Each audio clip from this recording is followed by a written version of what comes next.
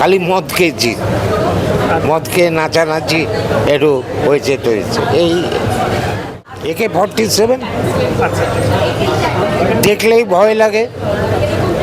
অর্থাৎ এই ডরের মধ্যে দিয়ে একটা ভালো কিছু করার ডরকে সরিয়ে রেখে পরিবেশ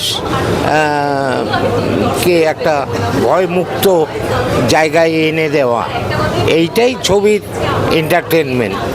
এবং সেই entertainment fully larger than life এবং কোটি কোটি টাকা দিয়ে বানানো সাউথ ইন্ডিয়ান ছবির মতো, কিন্তু এরা যে পরিশ্রমে, যে মেধা নিয়ে, যে অধ্যাবসায় নিয়ে ছবিটা করেছে, তাতে হতবাক হতে হয়। তোমার চরিত্রটা নিয়ে কি বলবে? কাকা, আচ্ছা, সেই সকল্ড কাকা, গ্রামের কাকা, স্নেহশীল, সবার দুঃখে দুঃখী, আশ্রয় দান করে নায়ককে, এরম আর কি। মানে গ্রামের মধ্যে মিশে থাকা একটা কাকা। এটা কি কোনো খুব যুদ্ধ বা মারামারি এরকম কিছু আছে? যেহেতু AK-47 না, আছে তো বটে, তুমি বন্দুক চালিয়েছো?